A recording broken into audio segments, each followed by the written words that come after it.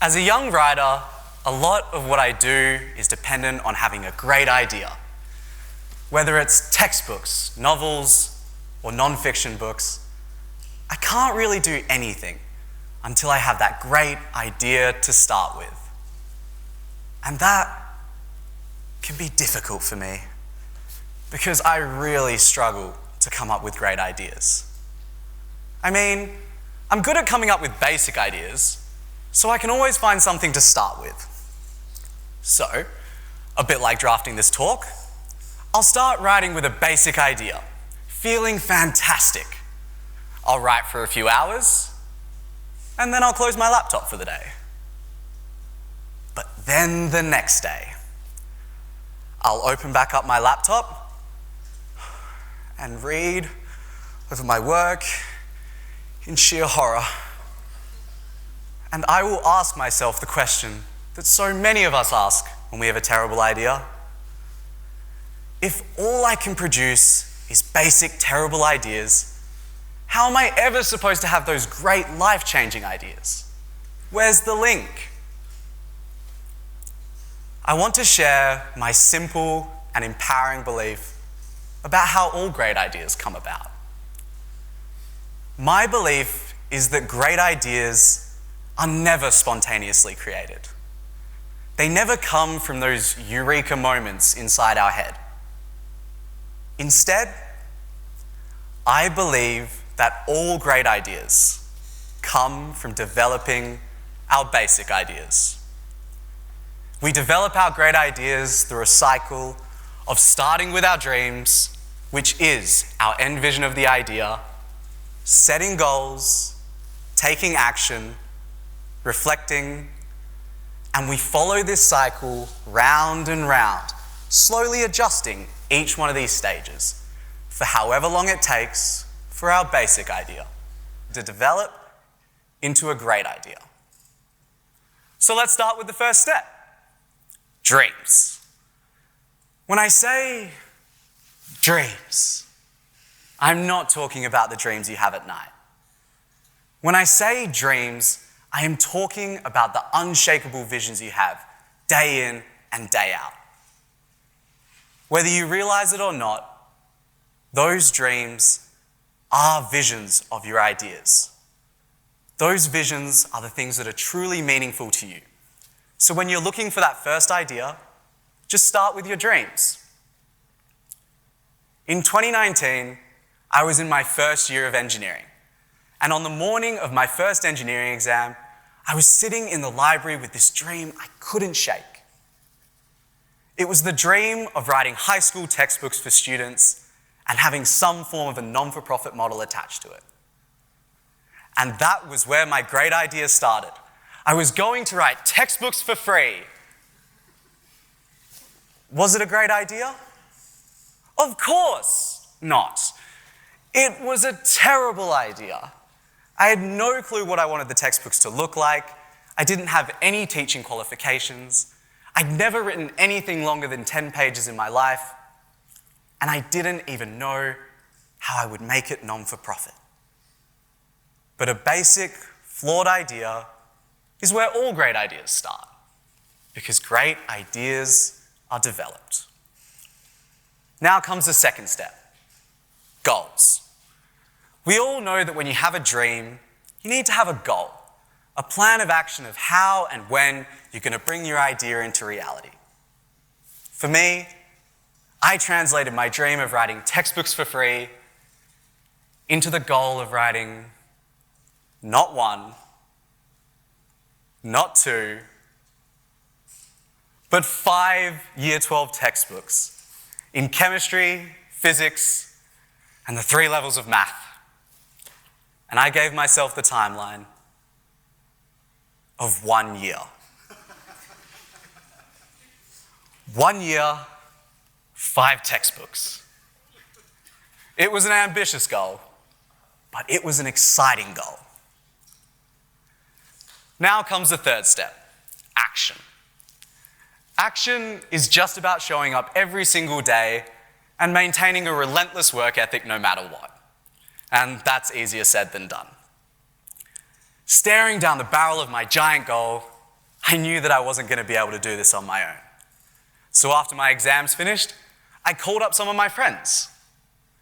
And 4 of them were crazy enough to come on board with me. As a group of 5, we could not have been more different if we tried.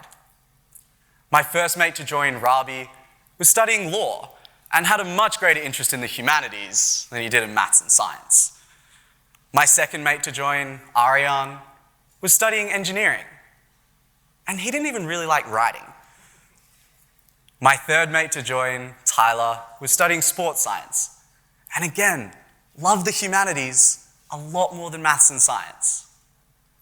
And finally, as the cherry on top, my sister joined, Georgia. She was studying math, was 2 years older than all of us, and didn't even know my other 3 mates. But that was us, 4 19-year-olds and 1 21-year-old setting out with the dream of writing textbooks for free. We had 5 books to choose from, and we decided to start with our Year 12 chemistry book. And for our first chapter, we set the timeline of 1 week. 1 week. We worked day and night on that first chapter. But then our 1 week deadline went by. Then Christmas, then January, then February. And it was only after 3 months of working that we finally finished our first chapter. But what about our plan? The chemistry and physics books were meant to be done by now, and we were meant to be on to the math books. How could this possibly be? This is where our process comes full circle, because we can now reflect. Reflection comes when we've taken some action, and we now know a few things we didn't know before, which we can use to shape the dream, which shapes the goals, which shapes the actions. And then once we've done that, we can reflect and go again and again and again. For our timeline, it was obvious to everyone but us that we weren't going to finish 5 textbooks over the course of a year. So, reluctantly, we revised our timeline to just finishing the chemistry book by the end of the year, in 9 months' time. But more importantly, what about the reflection on our first chapter? How many times did we go through this whole process of dreams, goals, action, and reflection during those first 3 months? 80 times. 80. 80 times. We went through 80 redrafts of a 100-page chapter. At first, the drafts were dreadful. The content was horrible, the diagrams were all hand-drawn, and the questions rarely worked. But each time we reflected, our end dream of the chapter got better, which led to a better goal, which led to better actions, which led to less painful reflections. And we followed this cycle round and round, 80 times, until we got the best first chapter we could make. Reflection will come in moderate waves most of the time, but then as big waves at other times. I think you know where I'm going with this. Excited and relieved to have finished our first chapter, we decided to send it off to our old chemistry teacher, Mr. Rumble, confident that once he laid eyes on this singular chapter, he'd be eager to put our books onto the book list for next year. So we sent it off, and 2 days later we got an email back from Mr. Rumble. It was a long email, so I won't read it all. But I think this part of the email captures his enthusiasm for our textbooks. There's still a lot to look at. I wrote lots down in the book. And he was right. When we got back the chapter, on quite literally every single page. He made suggestions pointing out fundamental flaws in the book, major structural issues, huge errors in the problem sets, a spelling error in our book title. It was a disaster. Here we were as a group of 5, absolutely crushed. 3 months of hard work, and all we had to show for it was one chapter that had just been torn to shreds. Reflection is inevitable and unforgivingly frequent when you're working on your idea. You're just going to make so many changes that the idea feels like a bad one, all the way up until the end. But reflection isn't a bad thing. Reflection is just giving you ways to improve and etch that bit closer towards that great end idea. With this in mind, we took on board all the feedback we received from Mr. Rumble, working through every single one of those edits. And through those edits came a reinvented chapter, completely unrecognizable from the original copy.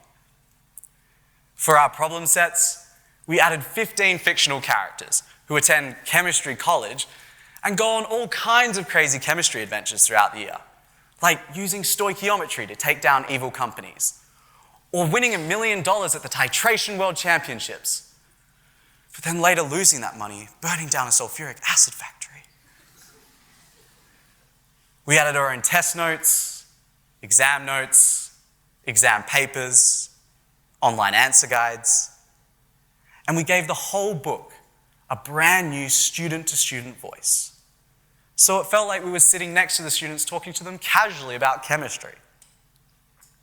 These changes came across many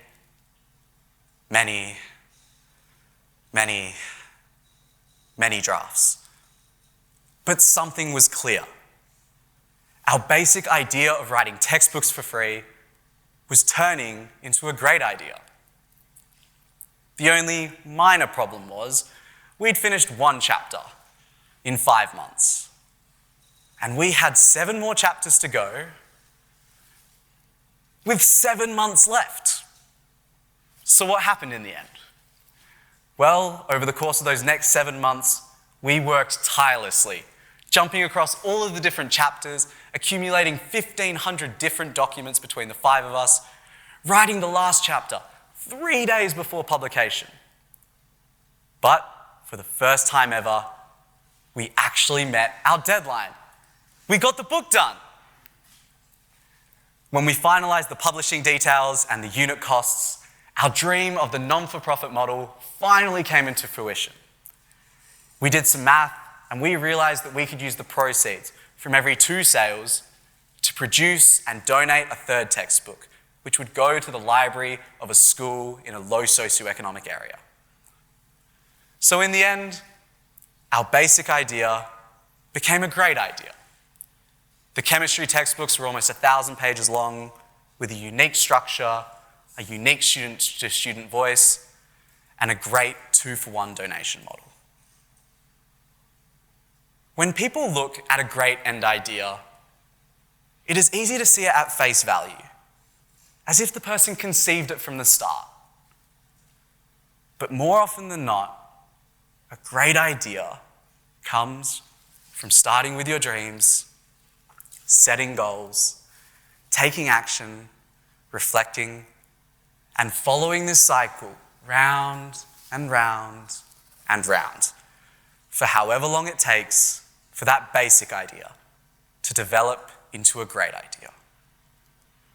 It took us a lot of attempts for us to get our idea right. And it's going to take a lot of attempts for you to get your idea right. The important part is just about getting started and then never stopping. So have the courage to start and the resilience to stick with this process, and I promise you, slowly, your basic ideas will start to develop into the great ideas that not only go on to change your life, but the lives of those around you. Thank you.